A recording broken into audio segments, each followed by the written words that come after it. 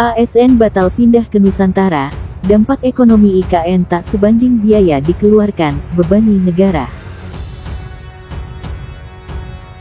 Membuka Rapat Kerja Nasional Korps Pegawai Republik Indonesia Rakernas Korpri hari Selasa, Presiden Joko Widodo kembali menjanjikan insentif bagi aparatur sipil negara (ASN) yang pindah ke Ibu Kota Negara Nusantara (IKN).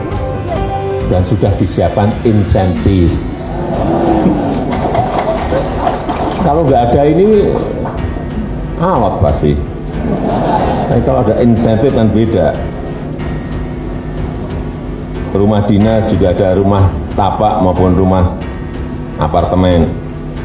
Biaya pindah juga diberikan suami istri plus anak.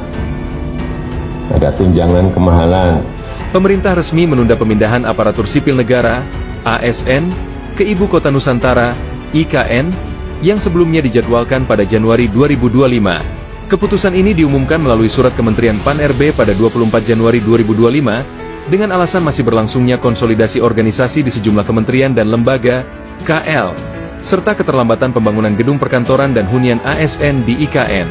Hingga saat ini, baru 20 dari 48 tower hunian yang selesai dibangun, sementara ruang perkantoran masih dalam tahap persiapan. Meski begitu, pemerintah belum menentukan batas waktu pasti kapan pemindahan ini akan dilakukan. Penundaan ini merupakan hasil koordinasi antara Kementerian Pan-RB dan Otorita IKN dengan pemberitahuan yang telah disampaikan kepada 41 kementerian dan lembaga terkait. Sebelumnya, pemerintah berencana memulai pemindahan ASN pada awal 2025. Namun dengan adanya hambatan dalam kesiapan organisasi dan infrastruktur, rencana ini harus disesuaikan. Kepala Biro Dakip Kementerian Pan-RB, Muhammad Afrouj, menjelaskan bahwa perubahan struktur di Kabinet Merah Putih turut memengaruhi tugas, fungsi, serta penempatan ASN di IKN. Pemerintah memastikan pemindahan akan dilakukan secara bertahap sesuai perkembangan kesiapan infrastruktur dan organisasi di Ibu Kota baru. Ya tentu ada yang bergembira karena tidak jadi pindah ke IKN yang seharusnya Januari, yaitu para pegawai negeri, karena menganggap bahwa pindah ke IKN itu seperti balik ke dalam mimpi buruk yang dulu sudah mereka bayangkan. Kan banyak betul ASN yang sebetulnya menduga dengan kuat bahwa upaya untuk pemindahan mereka itu sekedar hanya untuk menyenangkan Raja Jawa. Kira-kira begitu dulu sinismenya tuh. Dan sekarang setelah dihitung bahkan oleh pemerintahan yang baru Pak Prabowo, diputuskan bahwa tidak mungkin dipindahkan ASN itu. Jadi berita baik bagi ASN, tapi berita buruk bagi ternak-ternaknya Mulyono. Itu selalu ada di kepala. PNS belum jadi dipindah ke IKN. Apa Prabowo ragu mau lanjutin proyek IKN warisan Jokowi? Guys, Prabowo putuskan kalau para PNS pusat belum jadi pindah ke IKN loh. Beda banget sama rencana Jokowi yang mau pindah PNS per Januari 2025 ini. Apa Prabowo masih ragu ya mau lanjutin proyek IKN warisan Jokowi ini? Dalam surat yang dibuat sama Kementerian Pan-RB dijelasin kalau waktu pemindahan PNS pemerintah pusat ini belum pasti. Alasannya sih hunian dan kantor buat PNS emang belum jadi semua. Jadinya nggak bisa kasih kepastian kapan PNS akan dipindah ke IKN. Bagi buzzer atau jangan buzzer lah, pengikut Mulyono, mereka yang berupaya untuk menanam semacam harapan bahwa Pak Jokowi akan meresmikan istana itu di ujung pimpinannya nggak terjadi. Bapak Jokowi berharap bahwa Presiden Prabowo akan menurunkan 30% dari APBN untuk memuluskan perlengkapan terakhir di IKN tidak terjadi tuh. Bahkan video-video yang beredar diperlihatkan bahwa IKN itu udah jadi kayak hutan kembali, udah berantakan, udah apalagi banjir kemarin itu.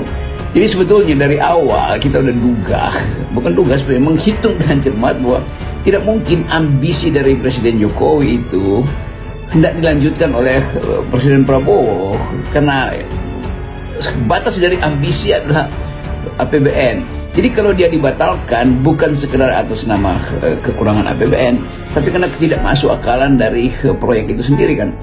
Ya, saya kesini salah satunya untuk memastikan bahwa tower untuk ASN kita, untuk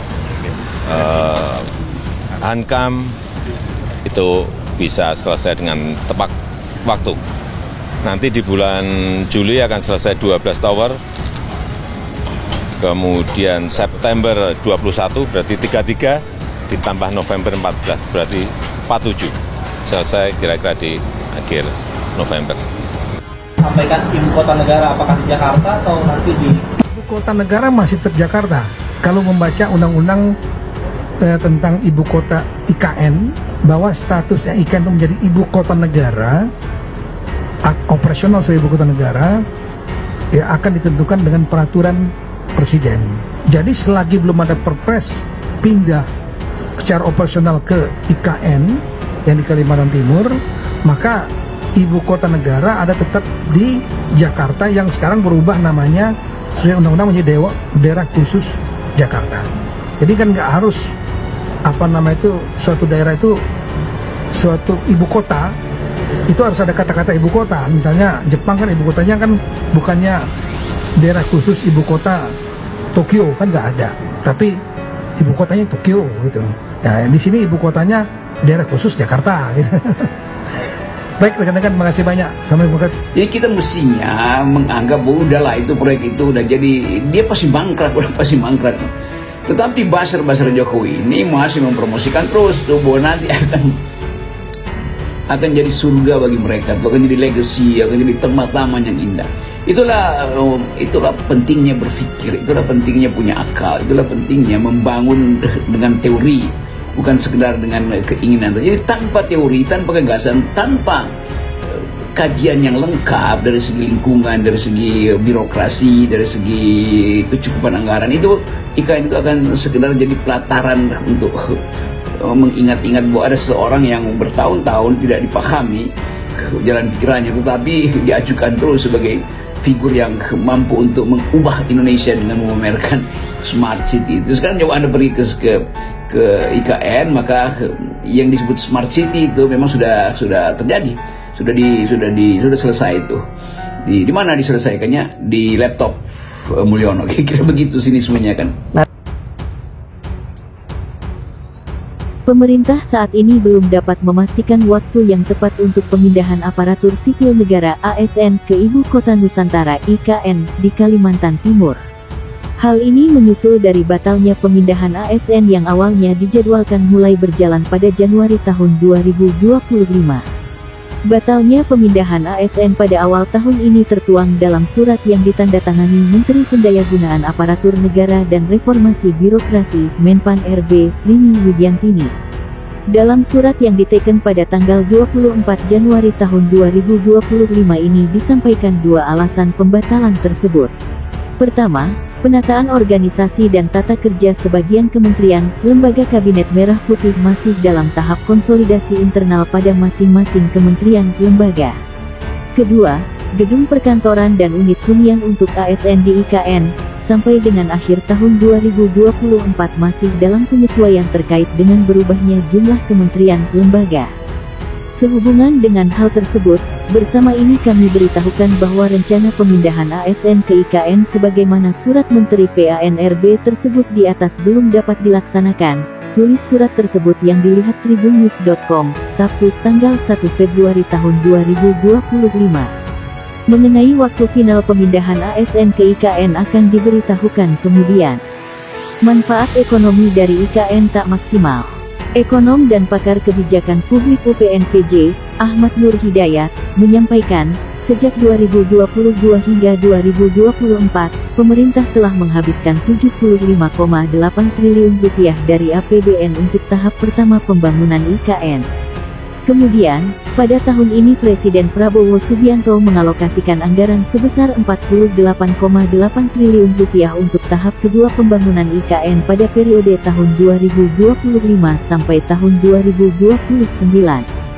Dengan jumlah yang begitu besar, apakah manfaat ekonomi yang dihasilkan sebanding dengan pengeluaran tersebut? Ataukah ini sekadar memenuhi ambisi politik tanpa pertimbangan matang terhadap kebutuhan rakyat dan kesejahteraan ekonomi nasional, kata Ahmad kepada Tribun News. Ia menyebut, sejak awal proyek IKN menuai pro dan kontra. Pendukung proyek ini berargumen pemindahan ibu kota akan menciptakan pusat pertumbuhan ekonomi baru, mengurangi beban Jakarta, serta mempercepat pembangunan di Kalimantan Timur. Namun, Ahmad menyampaikan, berbagai studi menunjukkan bahwa dampak ekonomi dari proyek IKN tidak sebesar yang diharapkan. Menurut laporan analisis keuangan termasuk Kemenkeu, investasi awal sebesar 75,8 triliun rupiah belum menghasilkan efek pengganda multiplier effect yang signifikan terhadap ekonomi nasional.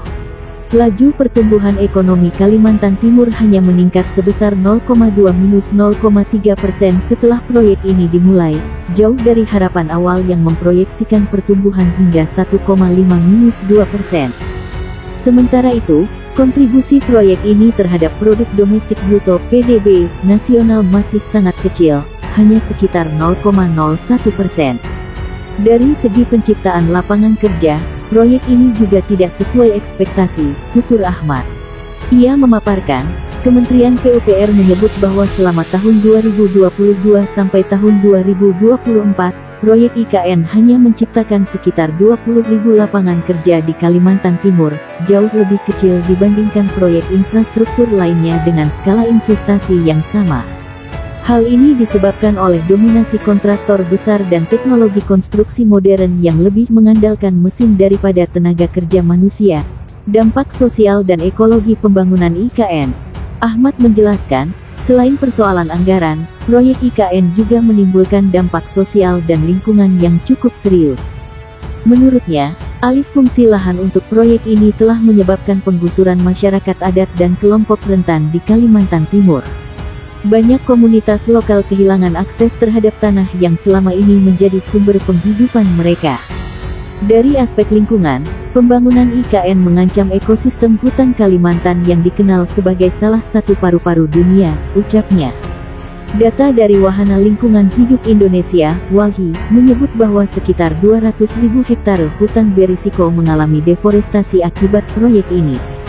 Dampak jangka panjangnya adalah peningkatan emisi karbon, hilangnya keanekaragaman hayati, serta meningkatnya risiko bencana ekologis seperti banjir dan tanah longsor, tuturnya. Oleh sebab itu, Ahmad menyebut Presiden Prabowo harus mengevaluasi secara lebih kritis. Sebab, jika dampak ekonomi dari tahap pertama saja tidak signifikan, maka melanjutkan proyek ini dengan anggaran besar hanya akan membebani keuangan negara tanpa manfaat yang jelas. Pilihan terbaik adalah merealokasi anggaran tahap kedua ke sektor-sektor yang lebih membutuhkan, seperti pendidikan, kesehatan, dan perlindungan sosial, paparnya. Lebih lanjut ia menyampaikan, jika pemerintah tetap bersikeras melanjutkan pembangunan IKN, sebaiknya dilakukan dengan pendekatan yang lebih efisien, memaksimalkan keterlibatan swasta melalui skema Public-Private Partnership (PPP) atau yang dikenal kerjasama pemerintah dan badan usaha KPBU, serta memastikan proyek ini benar-benar memberikan manfaat nyata bagi masyarakat luas. Pembangunan infrastruktur memang penting, tetapi lebih penting lagi memastikan bahwa setiap rupiah dari APBN digunakan secara bijak untuk kepentingan rakyat, bukan sekadar ambisi politik segelintir elit, ujarnya. Pemerintahan Prabowo harus menunjukkan keberpihakan kepada rakyat dengan meninjau ulang anggaran IKN dan memastikan bahwa kebijakan fiskal yang diambil benar-benar bermanfaat bagi kesejahteraan bangsa, sambung Ahmad.